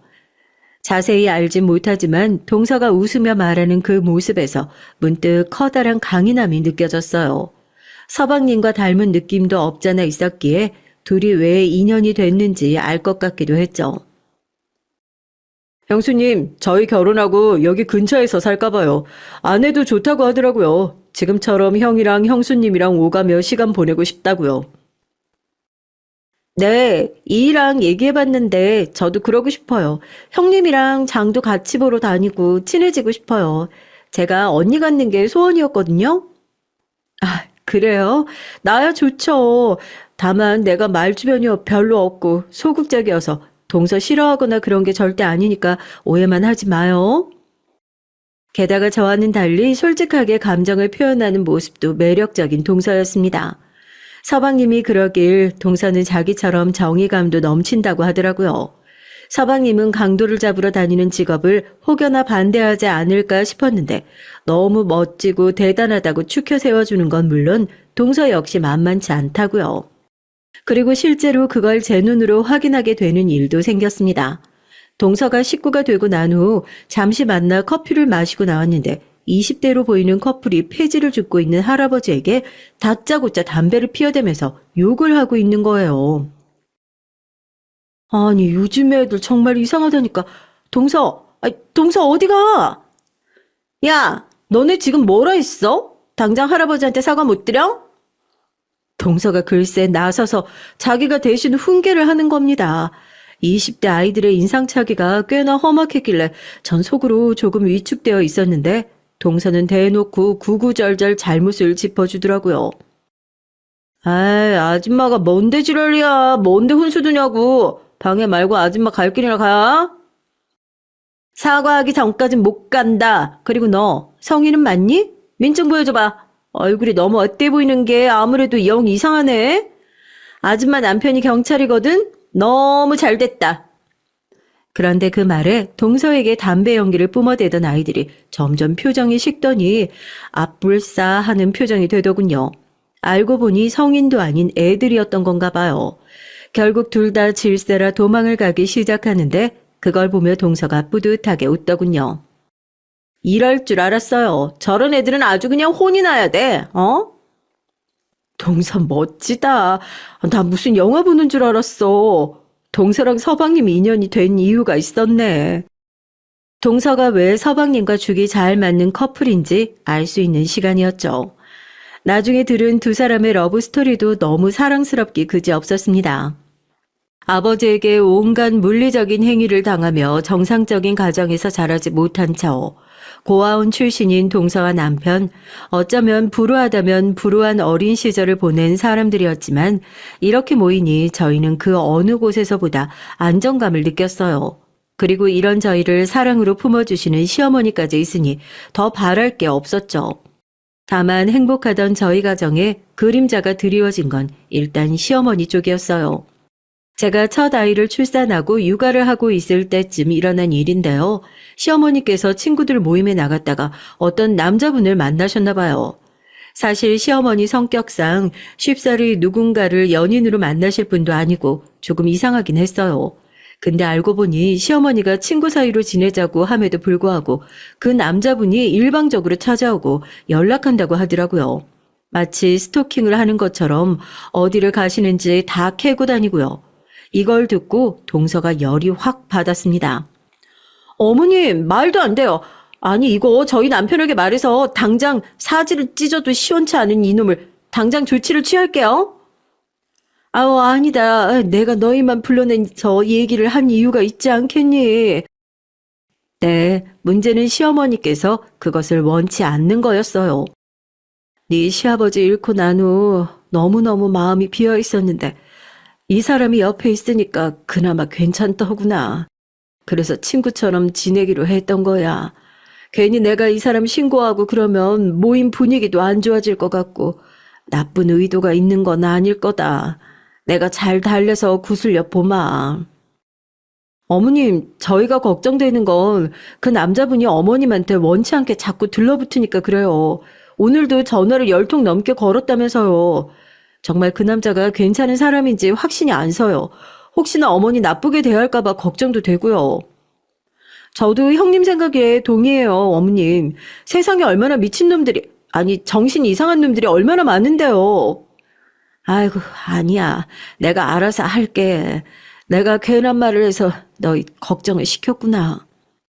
하지만 시어머니는 저희 말에 조금 동조하는 기색이긴 하셔도 어쩐지 신고하는 부분에선 망설임을 보이셨습니다.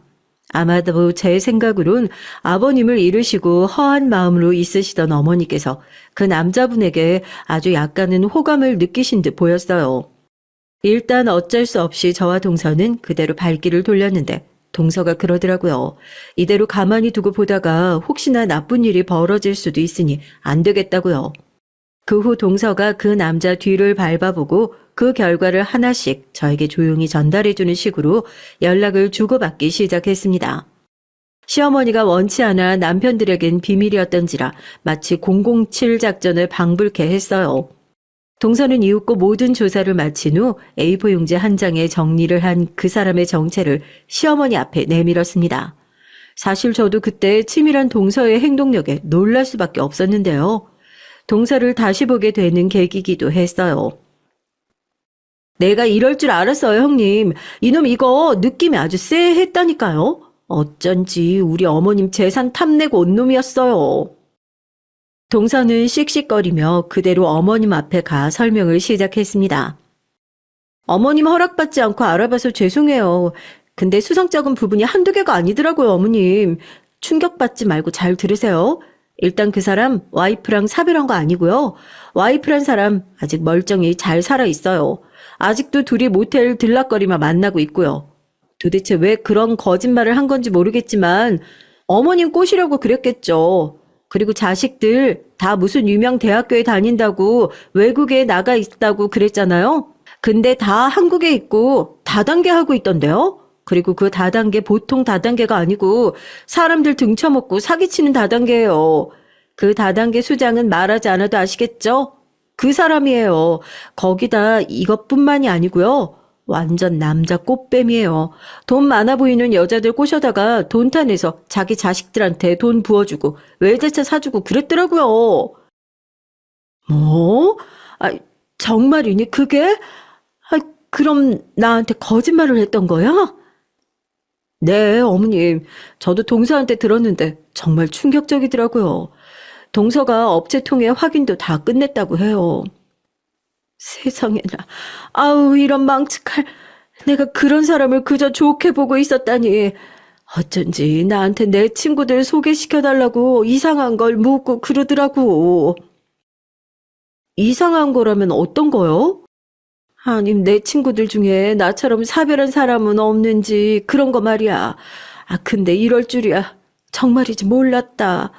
고맙구나, 얘들아. 니네가 아니었다면 난 정말 깜빡 속을 뻔했어.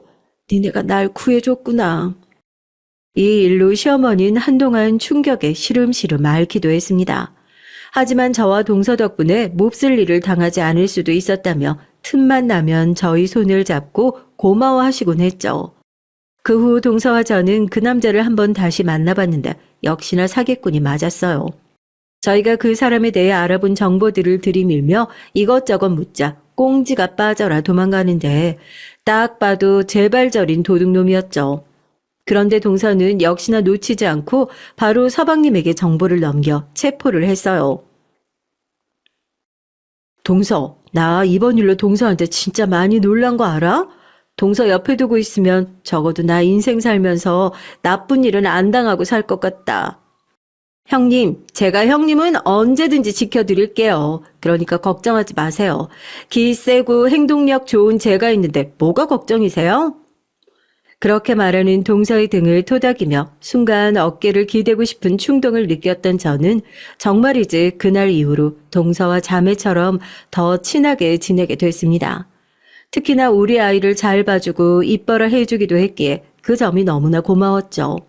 물론 시어머니는 이후로도 주변에 날파리들이 꼬이곤 했답니다. 시어머니가 워낙 나이 드셔도 고운 미인이셔서 그랬나 봐요. 하지만 이때 제가 둘째를 임신하면서 입덧이 아닌 다른 걱정거리가 생겼는데요.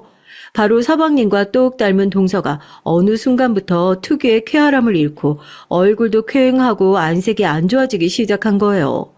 저를 보면 침울한 얼굴로 음료수만 쪽쪽 먹고 있는데 왜 그러는지 걱정이 되더군요. 이유를 알 수가 없어서 약간 혼란스럽던 차 남편을 통해 알게 됐습니다.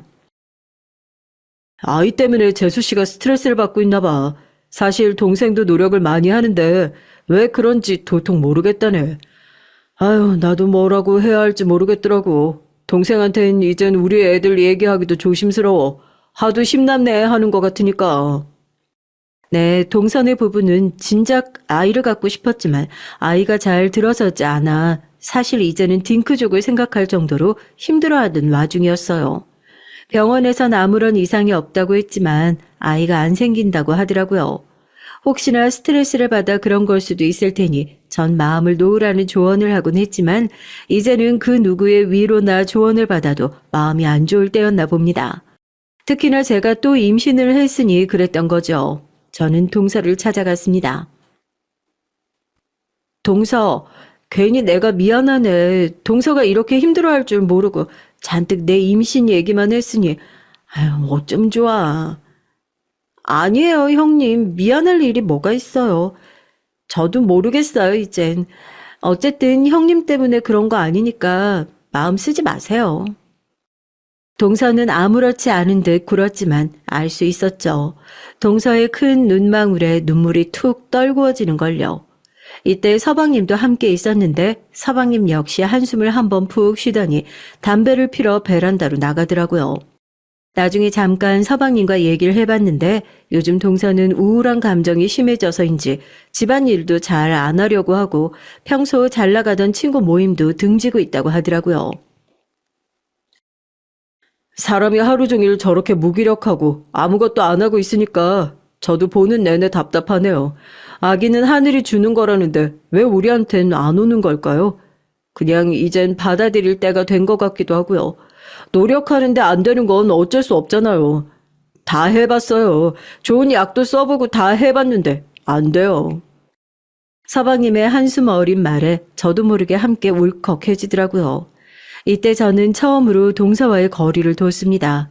배가 부른 제 모습을 보면 동서가 아이 생각에 더 힘들어할 것 같아서요. 동서가 그립고 보고 싶지만 당시엔 그게 최선이었답니다. 동서 역시 따로 연락을 안 했는데 그 점이 조금 서운하긴 했고요. 그런데 제가 그러고 다시 동서를 보게 된 건 출산한 후 비극적이라고 말할 수밖에 없던 일 때문이었어요. 아직도 저는 믿을 수가 없어요. 시아버지를 잃었을 때보다 어쩌면 저희 친정엄마를 잃었던 충격만큼이나 당황스러움이 컸던 것 같아요. 말을 이을 수가 없었습니다. 형님 어떡해요? 그이가... 동서는 말을 제대로 잇지 못하고 울먹이며 겨우 한마디 한마디 토해냈습니다. 그리고 그날 새벽 동서에게서 걸려온 전화 한 통에 달려간 병원은 서방님이 힘겹게 숨을 쉬고 있었답니다. 남편은 그 자리에 주저앉고 이미 시어머니인 서방님을 붙잡고 오열하시고 있었어요. 의사는 저희에게 마지막 인사를 나누라고 하더군요. 서방님이 많이 힘들어하고 있다고요. 믿을 수 없었습니다. 어떻게 믿을 수가 있겠어요. 멀쩡히 내 곁에 살아 숨쉬던 존재가 갑자기 세상을 떠난다는데 어떻게 그럴 수가 있겠어요. 받아들이진 못하는 건 저뿐만이 아니었습니다. 그때 어머님께서 먼저 서방님에게 다가가 손을 꼭 잡아주시며 사랑한다고 편히 가라고 말씀하시더군요. 그 말에 동서는 엉엉 울더니 시어머니를 따라 사랑한다는 말을 내뱉더니 서방님 눈을 감자 이내 기절해 버렸어요. 장례 내내 동서가 어떤 모습이었는지 기억에 흐릿합니다. 저도 남편도 손님들을 맞이할 정신도 없었고 가장 힘들 동서를 챙길 여력도 없었어요. 서방님의 생전 모습을 추억하는데 저에게 너무 잘해주었던 기억밖에 없어 더 슬프고 힘들더라고요.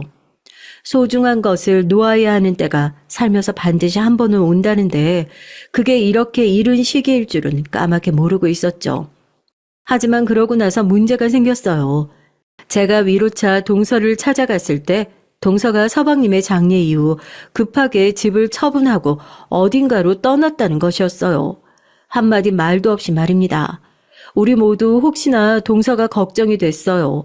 강한 사람이라는 걸 알았지만 그렇다고 작별 인사도 없이 떠난 것이 아무래도 신경이 쓰였죠. 얼마나 걱정이 됐으면 꿈에서도 동서가 나올 정도더군요. 그러던 어느 날 동서가 떠난 지 1년 정도 됐을 때 꿈을 꿨는데 이때 꿈이 너무 생생해서 저는 급기야 남편에게 동서를 찾아야겠다고 선언했답니다. 동서가 혼자서 쪼그려 울고 있었는데 어딘지 모르겠지만 아주 깊은 산속 동굴 같은 곳이었어요. 거기서 울면서 저를 부르고 있더라고요. 전 설마 하는 마음으로 동서를 찾기 시작했어요. 업체도 이용했고요. 그리고 정말 신의 계시, 꿈 이런 것을 믿게 된 것이 실제로 제가 동서를 찾은 곳이 어느 산골짜기 마을이었던 거예요. 동서는 그곳에서 아주 허름한 옷차림을 하고 완전히 산사람처럼 술을 마시며 하루하루 연명하고 있었습니다. 저를 보자 동그랗게 눈을 뜨던 동서는 잠시 후 왜 오셨냐고 하더군요. 더 이상 형님 동서 사이도 아닌데 왜 오셨어요? 왜 그런 말을 해 동서 섭섭하게. 내가 동서를 얼마나 걱정했는지 알아? 형님, 가주세요. 저 형님하고 말하고 싶지 않아요. 모두를 피해서 온 거예요. 그이 생각날까봐 일부러 다 물리치고 여기로 온 거라고요. 그러니까 이만 가주세요. 아무리 1년이라지만 동서에게서 풍기는 쎄한 분위기며 모든 것이 이상했어요. 저를 극도로 피하는 눈치랄까요? 혹시 그 사이에 무슨 일이 있었던 거냐고 물었지만 동서는 대답도 하지 않았어요. 그날은 어쩔 수 없이 먼 길을 다시 돌아 집으로 돌아올 수밖에 없었죠. 하지만 저는 매일 동서를 찾으러 그 험한 길을 올랐고 동서는 굳게 닫은 문을 열어주지 않았습니다. 그야말로 삼고초려였고 저도 점점 힘에 부쳤답니다. 언제까지 이 노릇을 해야 할지 알 수 없었죠. 허나 그런 동서의 사정을 알게 된 건 여느 날과 같이 동서를 찾으러 갔다 내려오는 길 골목 떡집에서였어요. 떼약볕에 너무 많이 걸었는지 배가 너무 고픈 와중이었는데 쫄깃한 꿀떡이 눈에 밟히더라고요. 순간 얼른 먹고 싶은 마음에 떡집으로 들어갔는데 친근한 인상의 아줌마가 동네 할머니분과 얘기를 하고 있었어요. 근데 그 얘기가 가만히 들어보니 동서 얘기더라고요. 아니, 그 아가씨 너무 안 되지 않았어. 남편하고 사별하고 거기서 혼자 사는 거라며? 근데 자기가 친자매한테 사기 맞아서 돈까지 다 잃고, 어쩌면 좋아. 나라도 죽고 싶겠어. 예전엔 아주 그냥 가끔이라도 여기 와서 나랑 얘기도 나누고 했는데, 요즘 영 안 보이니 걱정이네. 저, 저기요, 잠시만요. 아주머니, 방금 그 말씀하신 아가씨요. 혹시 산에 사는 여자, 이렇게 생긴 여자 맞죠? 화면 보시면 알겠지만 눈이 크고 쌍꺼풀 짙은, 맞죠? 맞는데. 아유, 누구예요? 가족이 없다고 들었는데. 전 형님 되는 사람이에요. 근데 아까 하신 얘기요. 자매한테 사기를 맞았다고요? 우리 동서는 고아원에서 자랐는데 자매가 있을 리가 없는데 제가 잘못 들었나요? 아유, 아니야. 자매 맞아요. 원래는 연락을 안 하는 사이였다가 최근에 남편 잃고 나서부터 만나기 시작했대. 거기서 연락이 왔다는데. 근데 알고 보니까 그게 돈 때문에 사기치려고 수작 건 거였지. 아무튼 형님이라면 저 그 아가씨랑 만나고 있는 거예요? 아이고, 잘 지내고 있는 거예요? 너무 걱정이 되더라고. 순간 제 입에서 한숨이 토해져 나왔습니다. 이게 진짜라면 그동안 동서가 일부러 저를 멀리했던 것이 더 이해가 되고 납득이 됐어요. 남편을 잃은 마당에 친자매에게 사기까지 맞았으니 더더욱 마음이 힘들었을 테고 경제적으로 힘든 사정을 내비추고 싶지 않아 멀리 했을 수도 있겠다는 추측이 들었습니다. 그 길로 동서에게 가서 문 앞에 대고 소리치듯 사실을 추궁했더니 동서 쪽에서 아무 말이 들려오지 않더라고요. 그러더니 잠시 후 제게로 걸어 나온 동서가 고개를 끄덕이며 울음을 터뜨리더군요. 사람이 너무 그립고 외로운 마당에 돈을 빌려준 건데 그런 일을 당한 것이라고요. 내가 미쳤나 봐요, 형님. 형님 볼 면목도 없고 어머님 볼 면목도 없어요. 이제 어떻게 하면 좋아요, 나? 모르고 있었지만 동서에겐 고아원에 함께 버려진 자신의 친자매가 있었다고 합니다. 동서의 언니 되는 사람이었어요. 고아원에서 성인이 될 때까지는 함께 컸기에 사이가 돈독했다고 해요. 그런데 어느 날 언니가 결혼을 하면서 갑자기 연락을 툭 끊었다고 하더라고요. 마치 과거를 청산하듯이요. 그 때문에 동서는 많은 상처를 받았다고 합니다. 굳이 친구들에게도 제게도 언니 얘기를 꺼내지 않은 이유가 그것이고요. 나도 우리 언니처럼 똑같이 그러고 싶었어요. 똑같이 언니가 없는 것처럼 살고 싶었어요. 근데 어떻게 알았는지 나를 갑자기 찾아와서 자기도 이혼했고 너무 외로웠는데 제가 생각이 났다고 가족처럼 지내자고 그러더라고요. 가족이란 그 말이 저를 흔들었나 봐요. 동서는 가족이란 말에 흔들렸고 서방님을 잃은 상실감을 그렇게 자신의 친언니에게 기대어 풀었다고 합니다. 그런데 딱 3개월 후 친언니가 금방 갚겠다며 돈을 요구했고 앞서 말한 망측한 일이 일어난 거죠. 원래는 산생활 청산하고 다시 내려가서 형님도 뵙고 어머님도 뵈려고 했어요. 충동적으로 올라온 거라 다시 내려가서 함께하고 싶었는데 근데 언니가 저한테 전 재산을 빼앗고 도망간 후론 아무것도 하기가 싫었어요. 죽고 싶었어요. 형님이 여기 오셨을 땐 괜히 겁나고 두려웠던 게 제가 살고 싶어질까봐. 그래서 형님에게 기대게 될까봐 무서웠어요. 한참 후 이어진 죽고 싶었다는 동서의 그 말에 저도 모르게 눈물을 글썽였습니다. 얼마나 힘들었을지 그 고통이 생생히 그려졌죠. 그날은 산을 내려와 집으로 돌아갔지만 얼마간 동서 생각을 멈추기 힘들었어요. 전 이후 꼭 큰 결정을 내리고 말았습니다. 남편 몰래 현금 1억을 인출해서 동서에게로 가지고 간 것이죠. 굳이 남편에게 말하지 않은 이유는 그 1억은 당시 친할머니가 제게 남겨주신 비밀스런 비상금 같은 개념의 돈이었고 언젠가 아이들이 결혼할 때나 집안에 큰일이 생겼을 때 쓰려고 남겨둔 돈이었어요. 그렇기에 동서에게 전달하며 없는 돈인 것처럼 살고 싶었습니다. 동서, 부담 갖지 말고 받아. 항상 행복해야 돼. 내가 그 누구보다 동서의 행복 빌어주는 사람인 거 알지? 형님, 이걸 왜 저를 주세요? 동서는 그 말을 하며 서럽게 오열했습니다. 그제야 장례 내내 동서가 한 번도 울지 못했다는 게 생각났어요. 그 후 동서는 드디어 정착이란 걸 하기 위해 어디론가 떠났고 그곳에서 제게 사진 한 장을 보내왔어요. 바닷가 앞에 있는 작은 집이 찍혀있는 사진이었는데 아마도 그곳이 동서가 정착한 곳인 것 같았습니다. 전 마음속으로 물었죠. 동서, 행복하지? 꼭 행복해야 돼? 행복하다는 답변이 언젠가 들려오길 바라면서요.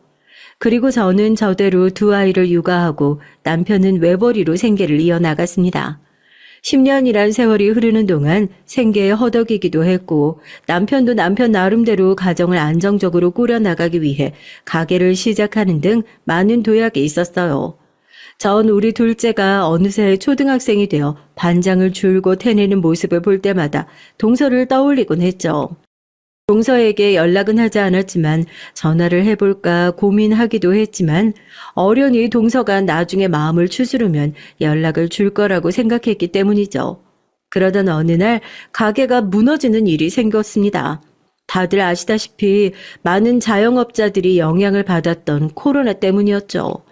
잘 되던 가게는 한순간에 손님이 끊겨 월세도 내지 못할 형편에 이르렀고 저는 그때마다 동서에게 준 1억이 내심 생각나기도 했어요. 하지만 그건 저의 순전한 이기적인 욕심이었고 그런 마음을 다잡으려고 했습니다. 그런데 참으로 기적 같은 일이 일어나고 말았죠. 이때 상황을 말씀드리면 코로나 여파로 많은 빚을 지게 된 저희 집이 반지하방으로 집을 옮긴 것도 모자라서 한 번 더 이사를 가야 할 처지에 놓이게 된 건데요. 엄마, 나 이사 가기 싫은데. 우리 또 이사 가야 돼? 우리 다시 아파트 살면 안 돼? 난 아파트가 좋은데. 미안해, 수지야. 엄마 아빠가 꼭 다시 가게 일으켜서 우리 딸들 행복하게 해줄게. 딸들은 울먹였고 저는 죄책감에 더한 눈물을 뚝뚝 흘리고 있었습니다. 작디 작은 가게 한 구석에서 그렇게 눈물을 흘리는데 갑자기 검은 정장을 입은 남자들이 들어오더니 상자를 건네더군요.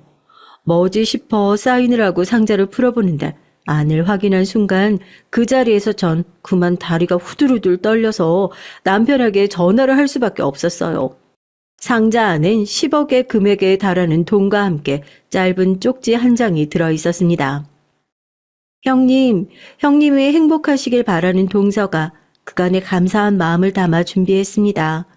형님, 항상 행복해 주세요. 이 말 돌려드릴게요. 그리고 뒤이어 등장한 사람은 동서였습니다. 영화 같은 등장에 저는 손을 벌벌 떨고 있는데 동서는 저를 안아주며 그러더군요. 형님, 제 깜짝 이벤트 어땠어요? 괜찮았어요? 앞으로 자신이 저를 책임지고 싶다는 동서는 그렇게 저를 찾아와 그간의 얘기를 풀어줬습니다. 어떻게 지냈는지, 어떻게 성공할 수 있었는지요. 동서는 이제 어느 기업의 여성 CEO였고 저는 그 성장과 도약이 도통 믿을 수가 없어서 장하단 말만 반복했어요. 동서는 그 후 남편과 시어머니를 찾아갔고 서방님을 보러 함께 갔습니다.